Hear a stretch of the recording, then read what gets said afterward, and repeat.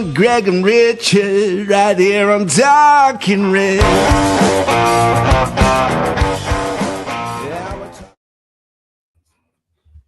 Hello and welcome to Talking Reds, a Nottingham Forest podcast, hosted by myself, Greg Oram, and my fellow Forest fanatic from across the Atlantic, Richard Spray.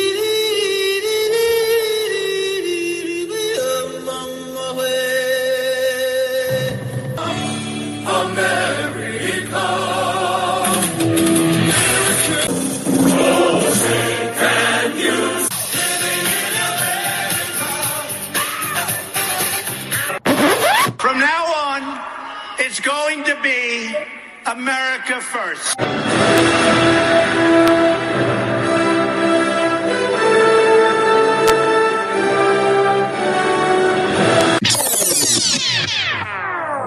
My God, America is imploding. Richard Spray. Wow. How you doing, buddy? Oh man, the depth, the variety is just it's just incredible. Well done, man. Yeah, I'm doing good. Like I said, everyone knows that Richard's intro has been one of the things that people tune in for, and now we're trying to beat the copywriters and all that kind of stuff and doing quite good.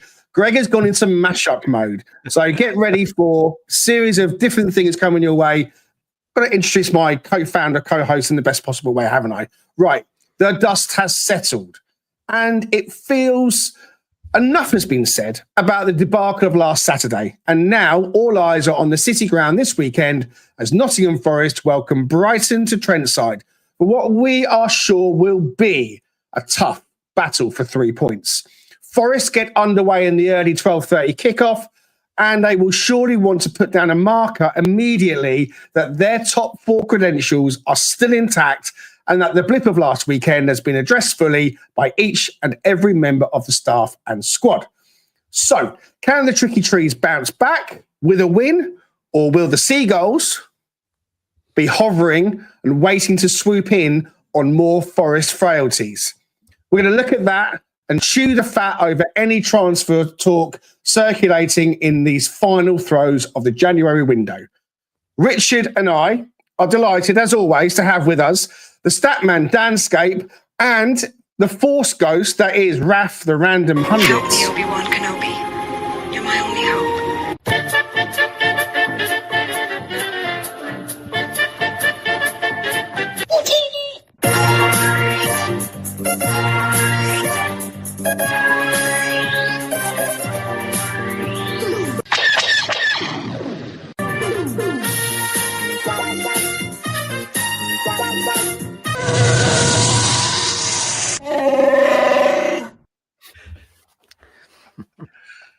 Got them all, mate. How you doing, Raf? Good to see you, mate.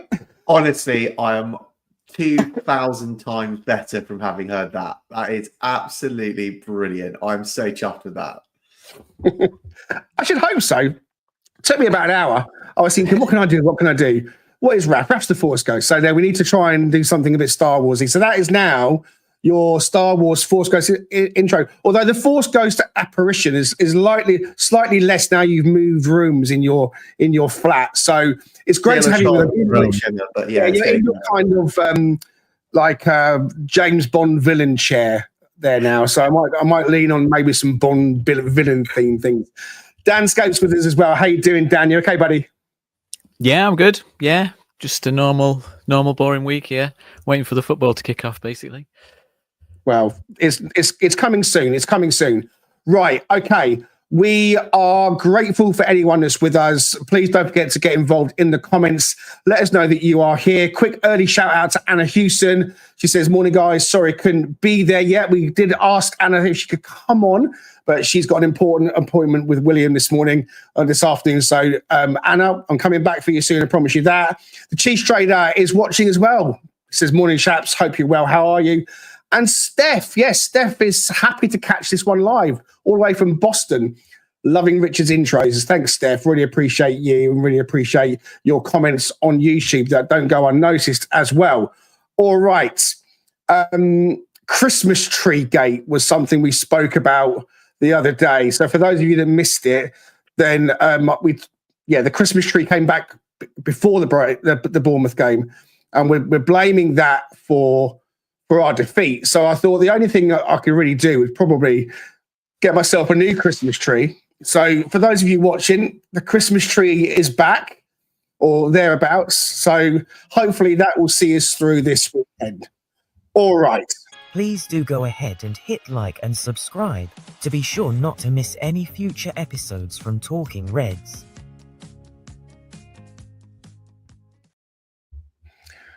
So we're looking ahead to Brighton. I want to quickly remind myself to say thank you to those listening on Spotify and Apple later on as well.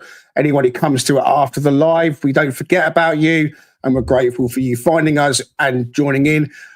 I'd love some reviews. So the challenge now is for all you Apple and Spotifyers to write a nice review for the Talking Reds. Let us know what you think, because we are very short on reviews. And so please do get your tappy fingers out and give us a review on Apple or Spotify. We'd be so grateful. Thank you so much. Coming into this game, Forest have picked up 10 points from the last 5 games, both home and away. So that's 2 points per game on average. And they've scored 9 times in those last 5 fixtures. So Forest at home, they're currently unbeaten in 5 games. And can they go another game without defeats? Let's think about this one, Richard. What are your early thoughts on what looks to be a great game at 12:30 on Saturday? Yeah, on paper with the form that they've had, because their form's not nearly as good as ours, I think, over the last 10 games. So you would go into this game feeling very confident that we have the ability to win this match, being at home, get some energy back from the crowd, get some enthusiasm from our fan base to help guide us to another victory, right? But it's Brighton, and it just is one of those teams that seemingly we can beat on occasion, but can't always beat soundly. But I genuinely feel like, unlike how I felt before the Bournemouth match, where I just had this niggly concern that this was something bad was on the horizon. Also, obviously with the Christmas tree gate, that didn't bolster my confidence in any way, shape, or form. But I think now that you clearly have solved that problem with your virtual background there, I think we're going to play well. I think he's probably gotten them training pretty hard this week. I think the guys are going to be very motivated, and we'll see a victory on Saturday. Forest at home. In fact, Forest home and away, Dan, have been pretty solid. We've had good form both home and away. But the home form is played 11, won 6, drawn 3, lost 2.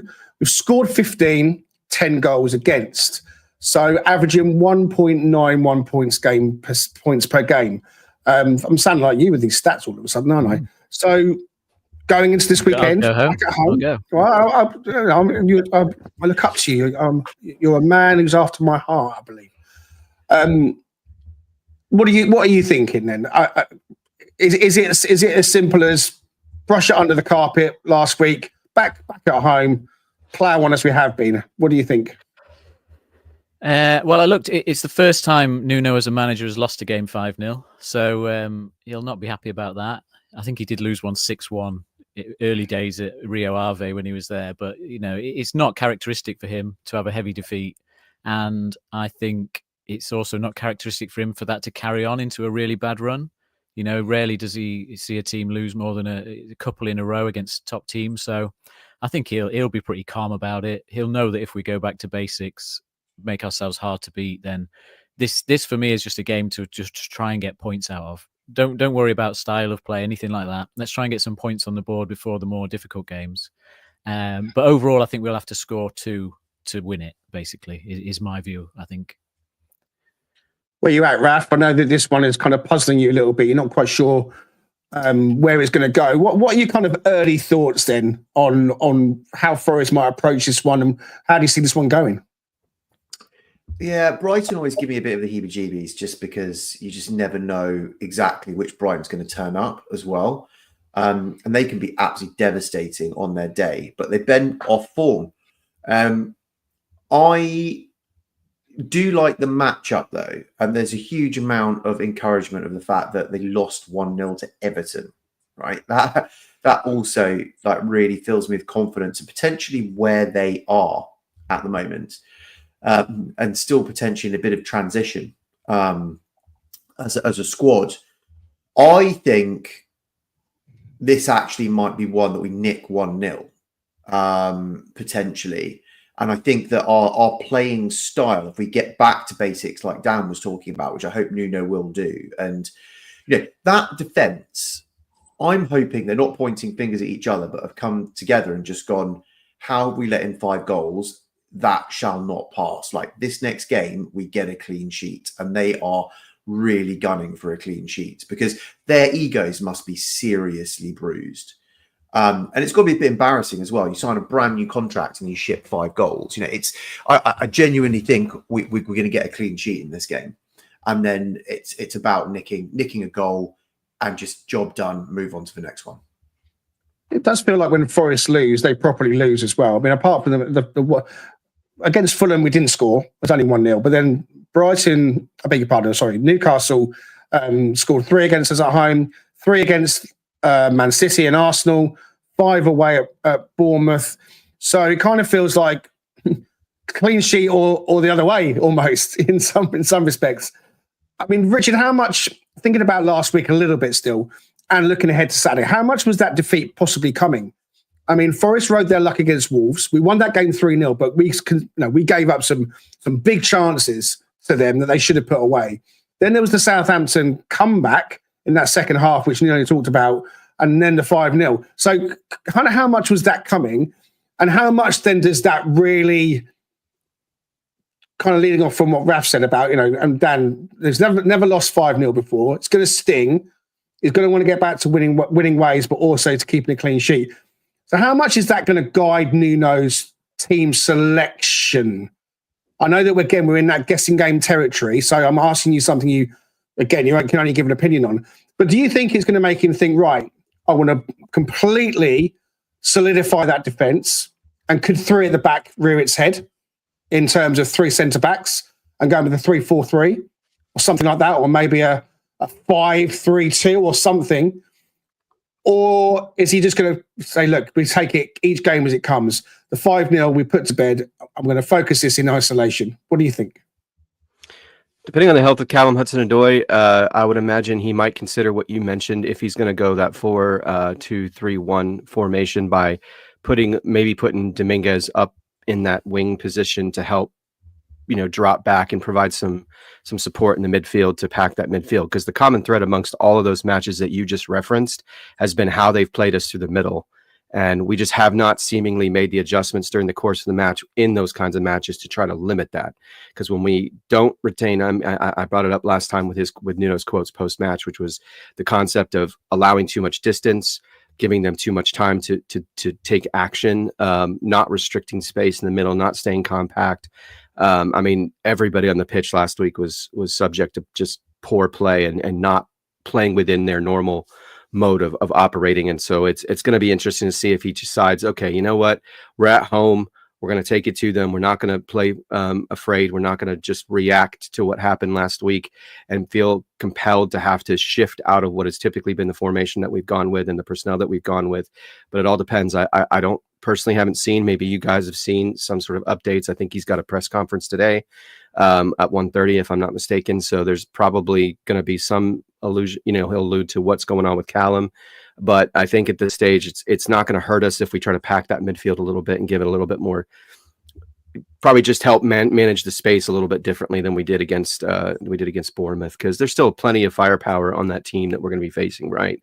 I mean, Matoma comes to mind, and I'm sure Raf will get into that when he talks about the opposition. But yeah, that would be my ideal, is let's just pack that midfield a little bit, as you said, keep that shape stout, get back to what we do well, which is to counterattack them. And I think we can accomplish a lot. It's just going to be interesting to see if that changes in terms of, do I shift Dominguez into the midfield? Do I keep him on the wing? What's my approach there? I think either way, he's going to be able to set something up with the intent that he's going to limit what they're capable of doing. Yeah. I want to say hi to Jay. He's with us as well. Mark, another £2 donation. Thank you so much. Glad to see the tricky tree back. Yes, that's my version now, and that's staying until we lose again. So it's back now. Brucey in Texas is with us. How you doing, Brucey? And Mark is buzzing. He's got a ticket for Newcastle away. Well done to you, buddy. And also with us in the comments, g'day, mate, you flaming mongrel. Scotty T is back with us, or will be back with us on a pod in the future, I'm sure, very soon. He says Forest to bounce back on Saturday, Nuno to stick with 4 at the back. While Scott is in the comments, I know it's quite late for him over in Australia. He's asked me to make reference to something that he's organising or part of organising, Forest Fans Down Under. So for all you Australian-based Nottingham Forest fans, there are, for the Brighton game, there's going to be a series of get-togethers, all right? And so you can get together with other Forest fans. There's going to be a Queensland get-together, there's a Sydney get-together, and there's a Perth get-together, okay? So I'm sure that you are all active on the Nottingham Forest Australia Facebook groups, and Scott runs one of those, and he's put it out to all of the platforms. But if you want to watch the Brighton game with fellow Forest fans and get together for a beer and meet other Forest fans, then please do consider joining up for the Queensland and Sunshine Coast supporters group get together, the Nottingham Forest Sydney supporters group get together, and the Perth Forest fans get together as well. So well done, Scott, for organising that. Absolutely brilliant. Please, if you're in Australia and you can get to any of those meetups, please try and do so. The more the merrier. Okay, excellent. Danscape. I'm going to put up the FOTMob. There it is. We are into the realms of talking about team shape and formation and selection and so on. So what you've got on the screen is the starting 11 from last week, which had Jota Silva on the right, Alanga on the left. It seems like the Hudson-Odoi is still injured. The kind of rumour is that he's still not going to be fit to play. So what are you doing? Are you sticking with that team? Are you sticking with that shape? Or are you thinking about maybe making a change and bringing Ramon Sosa in, perhaps? I'm very undecided on this one, whether it is a back three kind of game and really mixing things up. The one thing that's jumping out at me, though, is I don't fancy Jota Silva having to do a defensive role against Mitoma. Because I think we saw when Jota came on in the first game against Brighton in the winger role, Mitoma suddenly started causing all sorts of problems because he just kind of ghosted past him without much trying to stop him. So I think you've got to deal with Mitoma first and foremost somehow, whether that's switching formation or whether it's just putting perhaps Dominguez in that wide right role and keeping Yates in the central role with Anderson is probably my first go-to to sort of solve that problem. And I think most of Brighton's threat is the wide areas on both sides. So I don't know whether a back three is better or worse in that scenario, or whether you're better having a fullback and a winger to deal with that wide area threat. So I'm interested to know what you guys think. I can sort of make an argument either way on formation, but I think the personnel you've got there with Dominguez coming in, Yates, Anderson in the centre, keeping Alanga out wide, and then sort of the usuals in the other positions is what I would probably go for at the minute.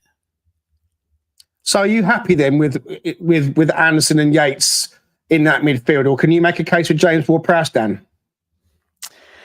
Well, not having seen enough of him basically lately.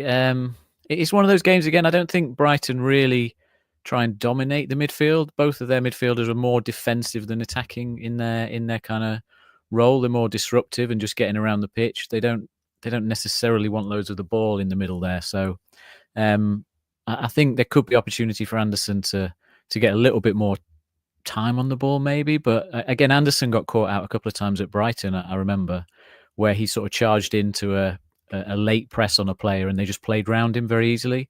So I think it's a game where whoever does play those two central roles has got to know when to push on and put pressure on, and when to just sort of let them have the ball and mark the space more than the man, I think. Okay. So, Raf, anyone that you particularly might want to see coming into the starting 11, thinking about Hudson-Odoi missing out again. I mean, look, I think we assume that if he's fit, we'd all pick him, I'm assuming. So let's suggest that he's not fit and we're going to plan without him. Are you happy with Alanga and Dominguez kind of operating either side of Gibbs-White? Yeah, I think it's that thing where you kind of go, it's either Sosa or Dominguez that comes in and operates that wing slot. And I do get to that question that Dan posed himself, as it were, of if their threat, which it is down the wings, is it better to play back 5 or back 4? I'm not a manager. I do not work in football, so my point of view is somewhat limited with knowledge. But I tend to feel that a flat back 4 works better because you don't have that pocket of space behind the wing back quite wide. And if you do play the wing backs and they're pinned back the whole time, and you're actually playing a proper flat back 5, and that's not so great. So I do think, and I think it's good that the 4 get a chance to redeem themselves as well, and no one's switched out. So then it's about helping out, and we'll come on to, it's really like, if you can shut Matoma down, then you stand a chance. And so I do think that you might find maybe Dominguez is on the other side, or whichever side that Matoma is going to be playing on. Probably you'll see Dominguez on that side trying to help out. Stupinan might be fit, might not be fit. Solly March might be coming back. That's even more threat down the wings, which is why I think Dominguez gets the nod over Sosa. So I think we talked about Dominguez possibly coming in to that kind of forward area last week against Bournemouth, and it didn't happen. He was benched. So, Richard, are you more inclined to want Dominguez in that area to counter a Matoma? And how unfortunate then is it that we're still overlooking Ramon Sosa? Because I was reading the article that's on the Forest website that they've done about him, talking about his journey and his dream. And I encourage everyone to go and read that, of course. It's a good read. But he is a player who's desperate to do well. He's shown that he can score a goal. I was at the Brighton game when he scored his Premier League goal when we came from 2-1 down. We were leading that game 1-0. And he came on and he got his goal. He scored against Luton as well in that link up with Jota. So it was also unfortunate not to maybe score against Everton. So if we want to be more kind of front foot at home with our attacking threat, should it be that we should think about what we can do rather than what the opposition are doing? So I'm thinking Sosa plays left wing and Elanga plays right wing. Would you be against that, or do you want Dominguez there? No, I wouldn't, because I think where your problem comes into being, and the guys just referenced it, because when you look at their attacking percentage, 39% of their attack is going to flow through the left side of the pitch. So when you have someone like Elanga, one of the values of Elanga is that he's willing to come back. I mean, is he as good a defender as maybe as Dominguez? No, because Dominguez obviously that fits more into kind of what he does in terms of how he roams, and he kind of fills pockets of space, and he limits some things. And while he's not a true 6, he kind of can operate somewhat in that mold at times. But I think you put Sosa on the left, it certainly gives you the opportunity to have a little bit more attacking prowess. And so I could see the value of that. I think you're right. I think there's passion. I think there's a desire to be great. As we've talked about previously, he has a much wider, I think, a variety of skill sets compared to, say, someone like Jota. You get Jota off the bench. I mean, I think you can go either way. You could say, well, I'm going to start the match kind of feeling some things out, trying to limit Matoma's effectiveness by bringing in Dominguez. And then as you start to maybe it starts to get a little bit tight and the game's maybe a 0-0 or a 1-1 sort of scenario, then you have the ability to bring Sosa on to add some pressure from that left side, and then move Elanga over to the right, because he's got enough stamina, enough ability to come back to help defend as well as, press forward. So I think he's got some good options there. Personally, I think I would probably stick with the Dominguez setup, because I think we do need to kind of limit some things in that first half and try to be a little bit more careful, because I can imagine Brighton's seen what has happened against Bournemouth. They've seen what's happened against Arsenal and Man City. And again, I don't want to play scared, but at the same time, I think we just need to. Dominguez isn't a slouch either. I mean, he has the ability to get an assist. He can provide some good good options from an offensive standpoint as well. But clearly we've seen what his greater value is when he's on and he's not, kind of playing like he did last week, where he's kind of a little lacking focus and so forth. But yeah, and I imagine Ina in this match too is going to be very, very motivated to play at a much higher level, because that was the worst game I've seen him play probably since Fulham last season. So he'll be very motivated to restrict what Matoma does, and he certainly has the pace and the agility to match him. So I don't think you're going to go wrong either way. Maybe that's a cop-out answer to this question, but I would probably start with Dominguez, because I think that's something that Nuno may have learned from last week, that he may have had an opportunity to kind of limit some things early on so that we didn't get out of control. Is there a case, Dan, with switching Anderson up to left-hand side and then putting Yates and Dominguez in the midfield, Alanga on the right? Anderson's played on that left flank before, maybe a little bit more inverted, perhaps. Or are we losing that linchpin that he is, that basically gives the ball to Gibbs White when we want to counter? Can you make a case for Anderson starting on the left? Yeah, I think it's one thing that we're not considering that much. We sort of forgot that he did play there early on. So I think that's probably why it is an option that would be a little bit out of the box, and it might just get him on the ball more. We saw against Palace how when he got into those sort of wider areas in an advanced role, he put some brilliant balls into the box for Wood. So if it was a way to get him on the ball, I'd certainly choose that option over playing Jota, for example, because obviously Anderson is just so much neater on the ball, and he's going to keep hold of it, and he's got the potential to put those dangerous balls into the box. So I do actually like the look of it now. I've kind of seen it there on the foot mob.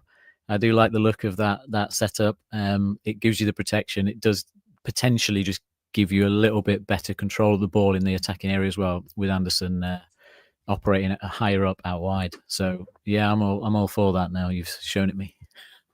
And also, I mean, I for those that can't see the screen, I've got Yates and Dominguez in the midfield, Anderson and Alanga on the flanks. The back four is the back four, which we know.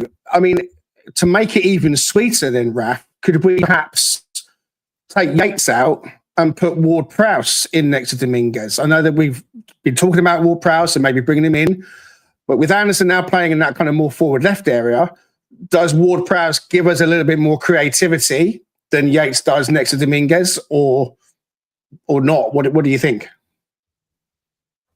It's an interesting one, because without kind of opening the can of worms that is Yates and what he brings to the team and what he's best suited and which games he's best suited at, I do think he is that disruptor. And we'll come on to how Brighton play. They don't like, using a horrible phrase, the low block, as it were, because they do like, and it's been their DNA, is to bring teams onto them. And it's what they kind of got from the De Zerbi days, was they like you to come onto them, to press them high up the pitch, and they just get round you and create the spaces then to run into. So again, I think this is why Everton had joy, was because they didn't give them the space. Yeah, they beat Ipswich, they beat Man United because they probably played straight into Brighton's hands of giving the space and having that high press. So in that way,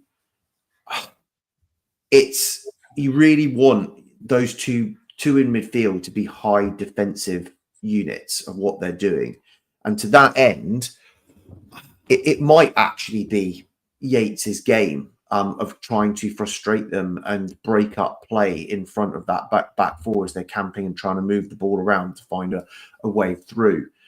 It might just be. And I honestly, I don't think, given the fact that we haven't really seen Ward-Prowse not even come on as a substitute for any minutes of any worth that much, I can't see him randomly being given a start. Now, I may be very, very wrong, but I just don't see it.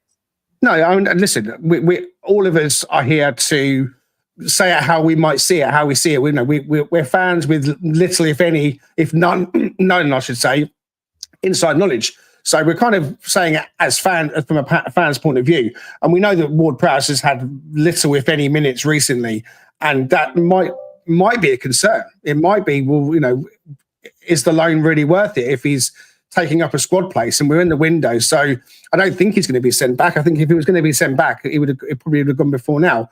But we'll have to wait and see. So formation wise, I agree with you. I think we are probably looking at 4-2-3-1 still at home. It wouldn't be a big surprise to me that if he did want to really make sure that we were going very solid with a back three, of course, it does leave potential gaps in the wing back areas. All right, you are listening, watching Talking Reds. You will never find the more wretched hive of scum and villainy. I think what we'll do now is, we'll have our opposition report.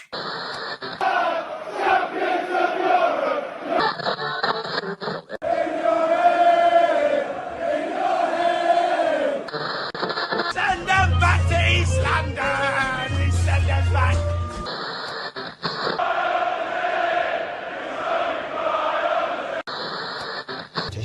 I hope anybody's not stupid enough to write us off. How quality is that? That is absolutely brilliant. And it's got Ola in there as well. It's got Big Ed in there. Oh, it's absolutely quality. Well, we'd like to do things here. We like to give people the big thing, and you've not been on for a little while. It's been sat there on the shelf waiting for you. So that is the opposition report intro for Raf to tell us about what he's found out or what he's been looking at when it comes to our opposition on Saturday, Brighton and Hove Albion. Brilliant. So these are basically the last 3 games that they played in the league. And Everton being the most recent, and you move across to Ipswich, which was 3 games ago.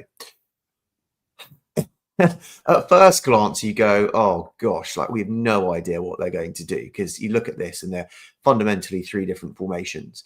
Well, let's try and figure out. And when I say 3 different formations, just for those that are not watching but are listening, at Ipswich, BBC Sport said that they basically played a 4-1-4-1. Then when they went to Man U, it was more of a 4-4-2. And then against Everton, they pulled out our formation, which is the 4-2-3-1.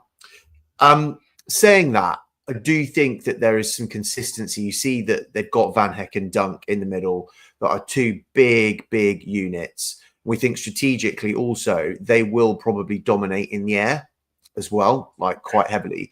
So it's going to be an interesting matchup with Wood, but you'd expect them to play. And now that Dunk is back fit, he should play. Veltman seems to be the person who holds the right back spot. It is interesting with Solly March eventually coming back to fitness. He might be in the picture, but he might get a start. But then you would think, although Estupiñán is kind of 75%, he might start. It'll either be him or Lamptey. And, if Estupiñán's not starting, that's a massive boon to us, because his threat down that left-hand side is very, very tangible. Then we get into the middle, and I don't really believe the fact that they only had 1 player in midfield against Ipswich. So I do think that it's a bit off-putting. But you do have Belieber is young but absolute quality. Ayari is going to be in the middle as well. You're going to have Matoma. You are going to have João Pedro. You're probably going to have Welbeck. And then it's a little bit of who fits around there. That fluidity is what we're going to have to deal with. And so, they're fairly constant. And the spine of their team is going to be very, very constant of those kind of players, of the 2 centre backs, those definitely 2 in midfield, and then the spine of the attack, which is going to be there. To that end, if we have a look at it, I'd really rather Adingra on his day can be absolutely lethal. So if he's playing, that's another problem that we've got off the other wing. But you've got Matomo. João Pedro is a dirty player. And I really hope maybe that is Yates's job, actually, to potentially wind him up and cause him an absolute mischief and potentially get him sent off. But Welbeck's got himself back into fitness and back starting again. And as much as you kind of go, oh, well, Welbeck's, what is he, 35, 36 or something like that? But you know what? When he's been fit earlier this season, he's been smashing in goals. And it's not as if we could be a bit ageist about our strikers as well. So there is threat there. And it's all over. And it's quick as well. So that's really where I was at looking at it. Solly March coming back does offer them something they haven't had in a while, and that is, again, more wing threat. And if you've got Estupiñán on one side and March on the other side, and you've got Matoma going down the wings and potentially Adingra going down the wings, that is a lot of threat down the widths. And that is where, when we were going back and saying why Dominguez should be playing, it further highlights the strength of having Dominguez on the pitch and potentially helping out down those wings and tracking back. But as you see here, midfield isn't necessarily one area where they're strong. Like if you look at what Matoma's doing in midfield and Minter's doing in midfield, it's they're not really boosting it that much, and it's really their two in midfield that we're countering, which is why potentially having Yates in the middle supported with Anderson, I'm hoping they can deal with that, and then it's more about dealing with the wide threat. Sorry, that's a bit of a roundabout, but I think that's probably where I'm thinking about having a look at them, the variability, where the threat's coming from, and also who they might be coming back, but how they might change it up. Okay, thanks, Raf.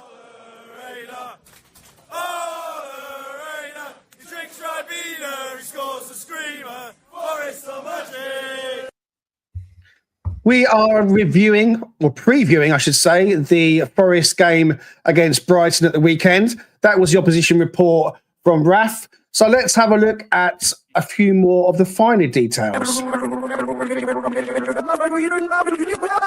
I'm a Statman.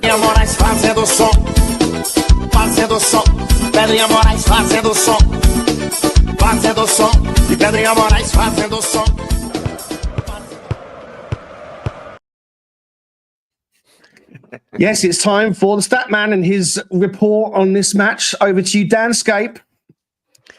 Thank you, as ever, for the intro. So yeah, I've just looked at the sort of general stats for this one, and started with the season form so far. So this chart is basically a league table. So, you know, being top of the table is better than being the bottom of the table. And then if you go left to right, it's the different sort of metrics or stats. So on this one, obviously form-wise, we know where the teams are in the league. Forest are third and Brighton are ninth. The interesting one on here is you look at draws. Brighton have got the most draws in the league, and I think they've got 10. And if you look at defeats, though, we've actually lost the same number of games as Brighton. So overall, there is a similar sort of resilience to the teams, but the difference is that we've managed to win a game as opposed to draw a game, and that is basically what's separating the 6 positions in the league between us and Brighton. So it's going to be a tight game in that respect, and that's why, you know, I think it's one where we're going to have to score a couple of goals to get a win, because they're not easy to beat. If you look at goals for and against, goals for and against, they're slightly above us in terms of the goal scoring, but where the difference is, and the reason why they're probably drawing games that we're winning, is when you look at the goals against and the clean sheets. So we're second in the league for clean sheets, as a lot of people know, but they're down in 9th for clean sheets. In terms of goals against, they're down in mid-table, while we're still in the top 4. So it's not so much about goal scoring, it's about the fact that they haven't been able to shut teams out as often as we have. So that's that one. In terms of home and away form, again, very similar. Points per match, our home form and their away form actually matches up in the league position. So they're kind of the 6th best away team. We're the 6th best home team. So again, it's suggesting a tight game. Win rate similar. Goal difference is exactly the same for them away from home as it is for us at home. On the road, they tend to score more goals than we do at home, and they create more chances in XG. But again, goals against, if you look at it, they're actually allowing like the 15th best goals against in their away games. So they are giving up chances in away games, and our home form is still kind of the 4th best in the league defensively. So they will give up some chances, and it's a case of, again, as usual, can we be as clinical as we have in the past? So it's that one. Just looking at recent form, whether things have changed much. So recent form, we're still above them slightly. We're a couple of places above them in terms of points per match of late. But what's changed is we've actually been scoring more than they have in these last... this covers about the last 5 games, I think. So we've actually started scoring a bit more than they have. They've dropped off. Their XG's dropped to like the 13th best in the league over the last 5 games. So they've been struggling to create as many chances. We're sort of similar in terms of taking chances there. But what's flipped and what is worrying for us is goals against, where we're now, over the last 5 games, we're now 12th in the league for the number of goals we're conceding, which is a big drop-off for us, because you've seen over the whole season, we're kind of 4th.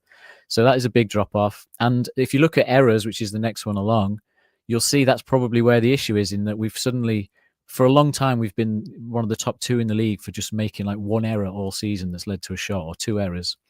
But this is flipped now. We're now in 10th place for the number of errors we make, and Brighton are in 2nd. So we need to address that. And then the last one is just the goalkeeping performance, which Brighton are down in 15th in recent form in terms of kind of post-shot XG let in. And we've dropped to 7th. Again, Sells has dropped from a couple of weeks ago when it was very much his save percentage was like 2nd best in the league. That has dropped off, obviously, with the recent games. So that's that in terms of recent form. And then just the type of goals that the teams are scoring. So on this chart, what it splits is on the left is when Forest are attacking. So this is our attacking record against Brighton's defensive record. And I should mention the AI images are in the background there for anyone watching along with a seagull playing football, which I could get into trouble for referencing seagulls against Brighton. Obviously, it's not allowed these days. So yeah, if you look at Forest attacking against the opposition defence, it's just trying to find if there's any mismatches. Basically, so where Forest might be high up on the chart and Brighton might be low down, or vice versa, they're going to be your mismatches in terms of the type of goals. But as you can see, Brighton are very good defensively at defending from open play. They're sort of the 3rd best defensive record in terms of the goals they can see from open play, and we're the 13th best at creating goals from open play. So it suggests it's not going to be easy for us to create much in the kind of open play part of the game. Dead balls, they're actually quite good at defending dead balls. We're good at scoring dead balls, so it's an area for us to try and exploit, but they're not bad at that. And then the other stuff is like dribbling, take-ons and things. And there's a bit of a gap there in that they've not been so good at stopping players that have actually tried to just go at them and run at them, which might lead back to our team selection with the likes of Elanga and possibly Sosa actually having a go at them and getting goals that way. And then on the right side of the chart is their attack versus our defence. And the good thing with this is that Forest's defence, the Forest logo, is above them in all these areas. So we're better than their attack, if you like, in defending from open play. From dead balls, there's a big gap. We're still the 3rd best at defending dead balls, and they're only the 14th best at creating goals from dead balls and the other stuff as well. So it's one of them about, it's sort of how do we create chances if we do keep up our defensive resolve. It's where can we find some chinks in their armour, I think. And this one, a bit hard to read, but I just wanted to point out, because obviously there's this sort of a bit of a narrative about where we've struggled when we go behind a goal. And I was sort of looking, well, the thing is, when we've gone behind, it's tended to be the best teams that we're playing. You know, it's the top half sides that we've kind of lost to and struggled to get back again. So is it about that, or is it just the quality of the teams we're playing? And what this chart shows you is on the left is the points per game for every team against teams opposition that are in the bottom half. And on the right is the points per game against opposition teams that are in the top half. And you can see we've actually got the joint best record against the bottom half sides, which I think people have said before. We're exactly the same points per game as Liverpool, Arsenal, and Forest. So we're the top 3. And that kind of is why these teams are the top 3, is because when they face the team in the bottom half, they've got the job done. They've won the game most of the time. They've got 3 points. When you go up against teams in the top half, though, you'll see Forest. This is the table sorted by that. So you'll see Forest are actually mid-table in that respect. We pick up less than a point a game against top half teams so far this season, whereas Liverpool pick up almost 2 points a game, which is why ultimately they're on track to win the title, because they're beating the tougher teams around them. So this is the area we've got to improve, if you like, because if you look, Brighton's line, which is highlighted, is much more even. They've not been as good at finishing off the teams in the bottom half, but they have been better at getting points against the difficult teams in the top half than we have. And if you go on to the next slide, it just shows the difference between those 2 lines. And you can see Fulham are the only team in the league that actually do better against top half teams than they do against bottom half sides, which is a worry we'll come on to next week when we play them.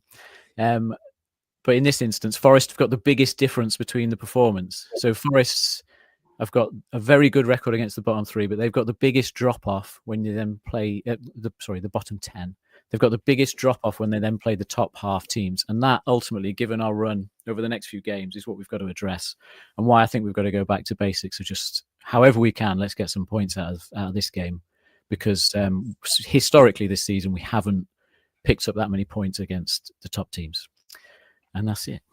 Thank you very much, Danscape. As ever, we are learning things all of the time.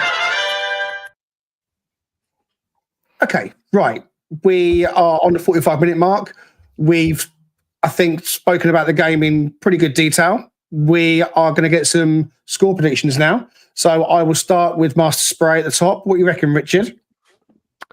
Well, when I made the thumbnail, I decided to put 3-0 on the thumbnail because that's where my mind's at. Back to the clean sheet. Get our double-digit clean sheet now. I think we'll be at the 10th clean sheet if we do that. So I have a feeling that's where I'm going. I'm going 3-0. I'm going ultra positive and confident and thinking that we can allow our crowd to get behind us and see a better match from those who we know have been consistent, like Ina as well as Morgan Gibbs White. I feel like Morgan's going to put in a match, put in a good performance this go around. So I'm going 3-0.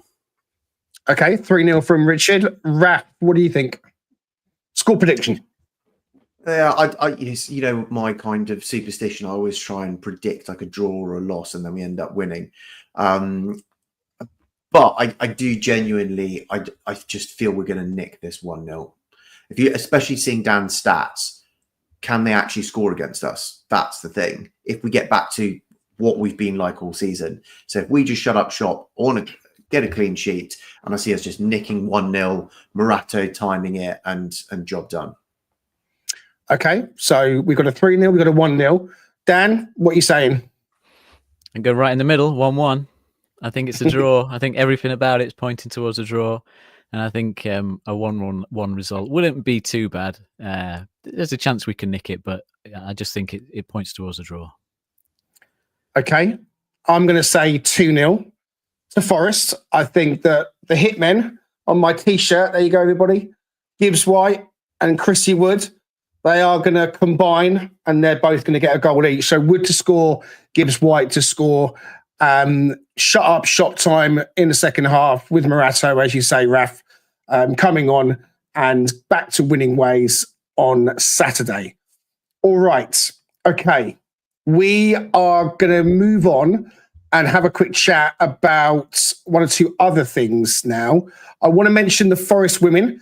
They won on Sunday against #United to make the final of the FA Women's National League Cup, which they are the holders of, in fact. It was a 1-0 win, a late penalty in the 85th minute from Charlie Wellings. They now face Stoke City in the final on Sunday, 23rd of March at Walsall's Bescott Stadium. If you can get to that, please do try and support the women's team. Next up, they are away this coming Sunday, the 2nd of February, against Halifax at 3 p.m.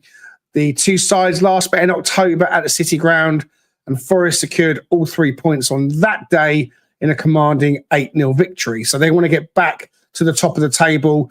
They're a game behind in terms of played from Wolves, who sit top. So the women will be looking to, again, get a nice hefty scoreline on the board.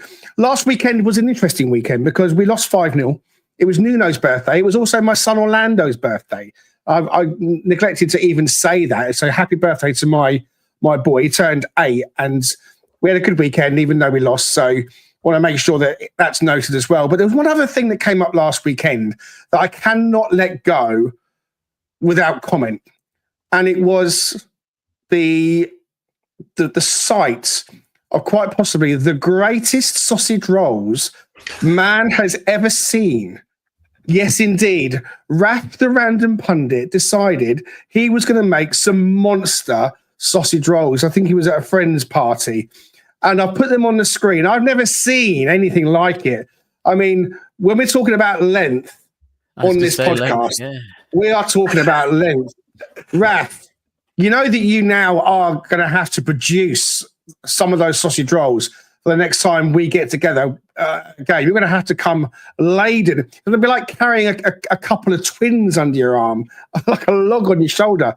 We haven't got a lot of time, Raf, but just quickly tell us how tasty were those sausage rolls? Oh, I'm proud to say they were a success. Very, very Moorish. I made 3 of them, and they've all gone, which was really, really, really good. And yeah, it's been noted down now in my recipe book because it indeed seemed to be a success. So it's being written down for future. Well, I thought they looked fantastic. Well done to you. They're absolutely fantastic. I hope that we get to try them at some point soon. It's the window. The January window is open until Monday. Closes at 11. Richard, Andrew, on with that. It's a scam. I think that's the right position. Yeah. He's left and gone to Strasbourg. Big surprise or not really? No, I mean, they've been floated around for a while, right? That he needed some opportunity. So good for him, because I think Strasbourg's a kind of ascending team. They're playing pretty well. So he'll get minutes, and that's good for him, I think, for his career moving forward, because he's definitely got some ability, and he's a young guy, so a lot ahead of him. So yeah, proud to see him have an opportunity. It's difficult, isn't it, when you've got a young player like Andrew at the club, and you know that he's got potential. He's an Ireland international, Richard, and you think, you almost wish that you could find a place for him, but. He came in last season and he operated fairly well when we were struggling. But it just goes to show that when you want to go up a level, you've got to make those elite signings. And Milenkovic has been that, and Morato has certainly been that as well. And age comes into it, and sometimes you bring a player in and they get edged out for different reasons. Richard, I'm sticking with you at the moment to give the guys a breather from their presentations. Taiwo Awoniyi. Now, he's another player that we've been talking about, and I suggested in a pod way back at the start of January that I had a hunch he might go. I'm less inclined to think that now. I think that West Ham were possibly asking about him. Everton have been asking about him, but attention might have shifted elsewhere from those teams. Evan Ferguson has been mentioned. So, and certainly we're not going to let Taiwo go without a player coming in, right? So I'm kind of more inclined to think that Forest don't sign a striker or a forward player this window. This is personal opinion. Taiwo stays to back up Chris Wood. What are you thinking on Taiwo? I mean, if the money's right for him in this window, would you take it? I mean, what is the right money for Taiwo? I mean, I know there's amortization going on, so he's what, in his third year of his contract. So I think anything above 12-15 million is probably going to be decent. Clearly, the closer we get to 20 plus, the better. But I just, with the performance he's had and not getting a lot of minutes and not getting an opportunity to really showcase anything, it's a bit difficult. A lot of what I'm sure the assessment is of him is based off of what others have seen in previous seasons, particularly that first season. There's definitely a player in there, I think, still. I hate to see him go, just personally. I think he's a great dressing room guy. I think he's definitely a talented footballer that just seemingly has fallen on hard times, and it's not getting better for him because he's just not getting the chance to play. So I don't see, to your point, if we bring somebody in, that's going to limit him even more. I'd be kind of disappointed, I think, if we don't bring in someone that at least plays a forward position, whether that be a 9 or a sort of a hybrid role. I know we've been targeting that. I mean, McAtee's being floated around now again, which I think would be a good signing. Is a very talented young player. So yeah, I don't see Taiwo going because I just don't know how much of the market is truly there for him. I mean, I know Everton's talking about Beto leaving, right, and I think going to Saudi, if I've heard correctly. So if that does happen, I could clearly see Moyes coming back, because obviously Moyes was the manager at West Ham when he was being floated at West Ham previously. So he certainly sees something in him. I mean, like I said, I think there's a lot of ability there still. How much he gets back to what we've seen is his best, I'm not sure at this point. How much of the injury's taken a toll to such a level where he's just not going to be the guy that we expected, but he's still got plenty to offer, I think. And he's still 27. So he's not aged by any means, but yeah, I just don't see anything changing in terms of his ability to get on the pitch with us. And I think it only can bring him more value if we can give him a chance, whether that be a loan or something of that nature. But I think it's all codependent on what we get coming in. So I don't want to loan him in within the Premier League. I mean, look, I suppose if it's Everton that are down the bottom, right, then a loan to Everton might not be a bad thing. I just don't think Forest are going to let him go this window now. I completely switched it because I don't see them getting Cunha. Whistler's an outside bet for me. Igor Jesus doesn't seem to want to come to the Premier League. My eyes, Richard, are on the signing that they're going to make is Douglas Luiz. I think I'm back on Douglas Luiz. And I think that might even be, I don't want to say a more pivotal area, because every area is pivotal, especially with the striker options that we've got. I just feel that there's something in the Douglas Luiz transfer that might see that be the one that they chase the most. Again, hunch, no inside knowledge, just a complete guess. Just me looking at social media, seeing what the rumours are, basing it on nothing more than just what I think. You know, we're going to find out more, Richard, in the next couple of days, clearly. And we're going to come and do a transfer deadline day episode on midday on Monday. These guys will hopefully be back with us, and maybe one or two others as well. And we'll know more at that point. But out of all the rumours that have been circulating then, Richard, Douglas Luiz, Cunha, Visser, Evan Ferguson, which is the most likely, do you think? Or are we going to sign anybody? Is it going to be a complete surprise and actually we don't sign anyone? I mean, if past tells you anything, I think it's a complete surprise. There's always a out of left field sort of, to use a baseball terminology. There's always some sort of random out of box moment that we didn't anticipate. I mean, ideally, I think Ferguson would. I'm kind of warming to that idea. Initially, I wasn't too excited, not because he doesn't fit the profile, because he clearly does. I think it's just simply based off of his injury history. And do we really want to be integrating someone who's had some challenges staying on the pitch? I think someone said on another pod that he's used to splitting time at this stage, but I don't know how much he wants to do that. I'm sure if he's making a move, it's for the purpose of getting more logging more minutes, because he's only 19, 20 years old, so he's got plenty opportunity ahead of him. Douglas Luiz makes sense. I mean, when you talked about getting X% better by bringing in proven Premier League players, which he is, of course, a proven Premier League player, we've seen within that midfield space that we maybe are more challenged than we thought. I think Dan even said, I think we're okay from a depth standpoint in that area. The question becomes, again, how much does that overlap with what we potentially could get out of Danilo or Sangari? I get it. That's a very large what if, but they seem to be practicing and playing on the training ground now, which is a good thing to see, because we could utilize his kind of skill set in certain matches, maybe not every match, but certainly in selected matches, just based off of the need to kind of restrict some of the movement of teams in that area. I'm personally a huge Danilo fan. I have a lot of faith in him, and I think there's a lot of good things to come for him. And I think the more time he gets to coexist with Anderson, I think the better, because I think there's a lot that he can offer to this team. He's just a great kid, and he's a really good footballer. I mean, one of the greatest moments I've ever seen as a Forest fan was that pass from, I think that was that against Brighton? I think it was, wasn't it? Where Morgan Gibbs-White kind of just flicked the ball to him when he scored. I'm trying to remember if that was the match or not. I can't remember if that was that or Southampton, but either way, I mean, there's some synergy that exists between those two. We saw it against Fulham as well. So I'm really hoping if we don't sign anything in the midfield, that's the area where I'm not as worried, just because I think there's more at risk up in the front line. Cool. Okay. Right. Let us know in the comments, either live or on the playback, who you would like to see Forest sign. Be interested to get your thoughts. Raf, we're running out of time, but you've got a minute on transfers. Where's your head at in terms of who Forest might be looking to bring in? I also want to kind of caveat that it was deadline day last January when we made the signings that we did, which was Sells, Ribeiro and Rayner coming in on deadline day.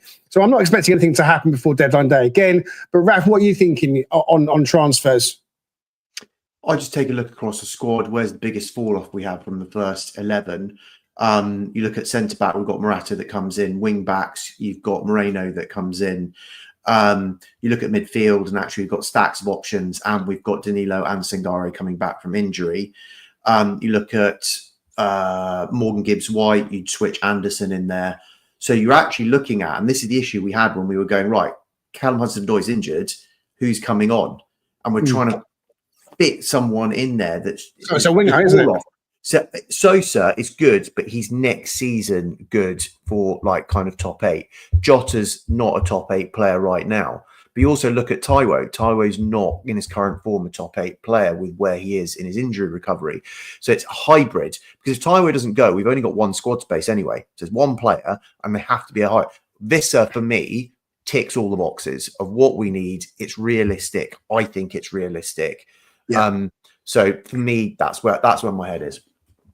I can't argue with that. You know, you're right when you dissect it all like that, and it's right, isn't it, Dan? That maybe that winger, come striker, come forward player is going to be the one that actually really gets us over the Champions League line, maybe, or even in the top 6 line, because that's in potential danger. Other teams now are starting to pick up points as well. Where are you at? Yeah, I just think just some more pace off the bench. I think the one thing we lack on the bench is pace, because Sosa's a good winger, but he's more of a technically good winger than a outright pacey winger. Jota hasn't really got that pace. He's more of a chaos player for the central areas. So I just think it's finding a winger that's got the pace to hurt people. Visser is probably the most sensible option. The only caveat on him is his age, and sort of it is kind of going to be money that we spend and don't recoup.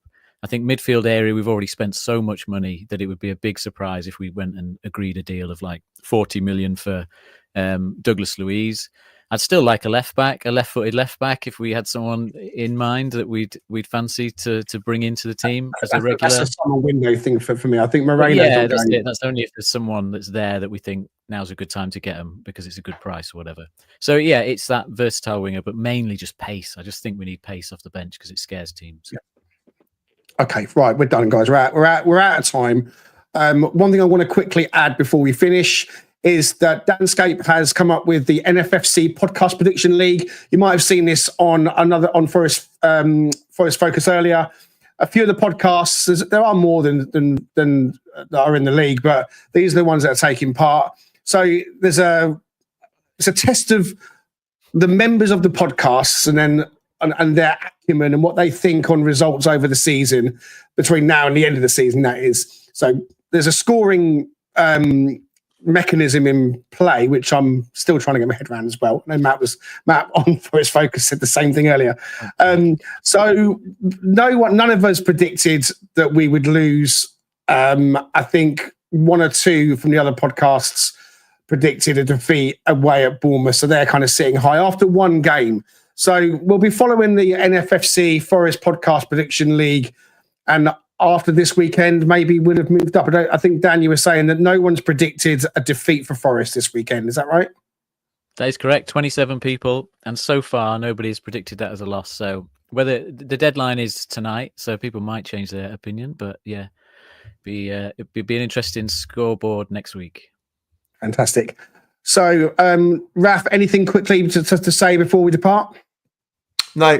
So I've just been a bit absent for the last week or so, but really good to be back and lovely to see all you guys. Yeah, all good. Fantastic. Danscape, anything you want to add before we go? No, nothing else from me. Thanks. Thank you very much to both Raf and Danscape. As you would have noticed, Raf and Danscape are with us for every preview, where Dan will feature his usual stats and Raf is our opposition Forest viewer. So there are going to be two regular features that we include going forwards all the time now, as well as the bells and the whistles from me and so on. So get used to some of that. And Steph said earlier that these intros are on fire. So we'll take that. I'm the sound guy. Richard is the video guy. So it is very much a team effort. We want to try and be different. You know, if we're all going to be doing the same thing, it can be a bit dull. So we hope that the difference is something that you enjoy. Richard, my compadre, any final thoughts, mate? No, I'm just glad to have the OGs back on the podcast again. We love all the contributors and all the wonderful people we associate with and have the opportunity to have on the pod. But these two are they're the OGs, man. We love having these guys on. So appreciate both of them very much. Absolutely. Right. So tune in to us. I think we decided it's either Saturday night or Sunday that we're going to do the review of the game. Richard and I are going to be sitting down tomorrow and recording a very special one with. We are going to be recording the one with Warriors United, and we cannot wait for that. So you'll all remember Warriors who were at the City Ground and asking Nuno questions. And so Helen is coming on, and we are having Joseph, one of the young people from the team, coming on as well. So Richard and I Cannot wait for that. So that's going to be a pre-recorded episode, and we'll be popping that one out over the next few days. So keep your eye out for that as well. So focus is on the City Ground on Saturday, 12:30 kickoff, guys. Remember, let's see if we can get a marker put down, 3 points on the table before everybody else kicks off. The Champions League last night was very interesting. Lots of goals in that new format. And as I was watching that and seeing how well Aston Villa have done, and fair play to them, and they qualified in 8th place straight through to the next phase, it made me think, you know what, I wish that could be us. And then I remembered that next year, it might be us. See you next time.